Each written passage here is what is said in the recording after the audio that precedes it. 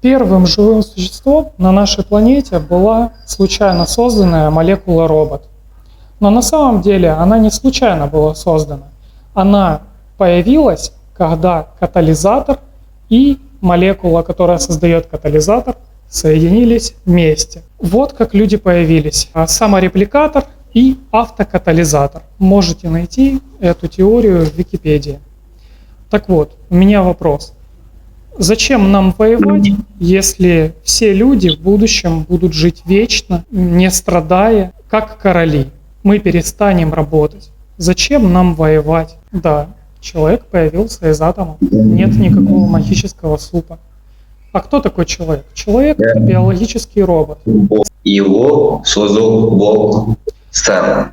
Бог, возможно, создал Вселенную, но Он сконфигурировал эту Вселенную, чтобы люди появлялись в ней, можно сказать, случайно. Растут ногти. Это твой ногти, это ты сам. Как бы одно целое. Когда его отрезаешь, ты ничего не чувствуешь. Как это объяснить? Ты когда отрежешь рука, ты чувствуешь?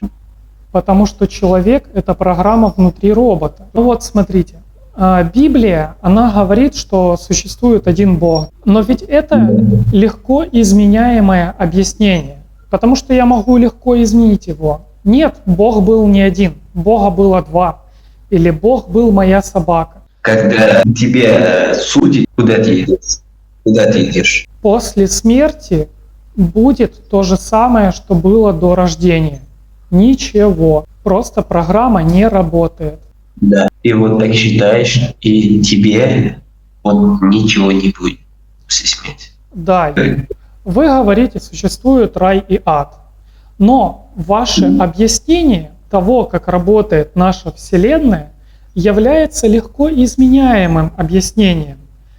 Я могу сказать: нет, ада не существует, существует только рай. Или же я могу сказать: ищи, учись, и вот эта теорема туда поставь. Когда Бог говорит то-то, то-то, то теореме говорят то-то, то-то. Это невозможно, просто их как прям нет. Скажу вам секрет. Первое. Вам не нужно бояться. Я и так нашел причину быть хорошим человеком и без Бога с помощью науки. И второе, что я хочу сказать, это то, что наши объяснения того, как работает мир, они разные. Мое объяснение сложно изменяемое. Почему оно сложно изменяемое? Потому что мое объяснение стоит на пирамиде других объяснений. Когда-то, я верю, у человечества появится объяснение, почему появилась Вселенная. Но так как объяснение не может объяснять само себя, у нас будет следующее объяснение. А почему Вселенная появилась именно так? И после этого мы создадим следующее объяснение. А почему это объяснение работает? И таким образом мы будем спускаться вниз, вниз, бесконечно. Была Гитлер. Сейчас у вас Зеленский. Путин не судим. Зеленский отправляет в Украине. Заканчивается война, его судят. В минимальном случае его казнят. Но он же почти миллион людей пожертвовал. Для него это наказание достаточно? Во-первых, я против смертной казни вообще. Во-первых, Зеленский хороший человек. Нет, не Зеленский. Не имею в виду Зеленского. Вот. Просто человек, он убил миллион людей, его судят и казнят. Это достаточно для тебя? Зачем казнить, если я верю, что если я поговорю с ним и расскажу ему, знаешь, а ученые говорят, что в нашей Вселенной количество еды, территорий, энергии бесконечно. Зачем нам убивать друг друга, если мы можем создать лекарство от смерти и жить вечно? На моем вопросе должна только два ответа. Да или нет. Это достаточно или нет? Так как я против смертной казни, я скажу, это чрезмерно достаточно. Это достаточно и даже больше, чем достаточно. Это достаточно или Это больше, чем достаточно.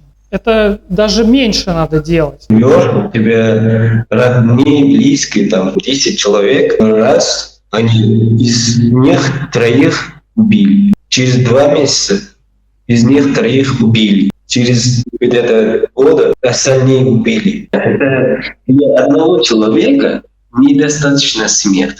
Просто казнь и смерть это недостаточно. Понял? Его судят и казнят. Все, здесь люди больше ничего не могут делать. Но вообще-то людей можно воскрешать. Ну, мое мнение, его точно отправят. Его бросают на горячее огне. Берет всю кожу, новую кожу и обратно. Вот так. Верите ли вы, что прогресс возможен? Вы верите, что однажды вы больше не будете работать? И эти тупые книги, кто их написал? Их написали люди, которые хотели, чтобы им бесплатно давали еду. И они сказали, я знаю все, я уже все понял. Но на самом деле ни хрена. Человек будет погружаться все ниже и ниже и ниже бесконечно. Видишь? Увы, нет. Я на 99% верю, что Бога не существует. Я веду себя так, как будто Бога не существует. Нет Бога. Я не говорю, что его нет.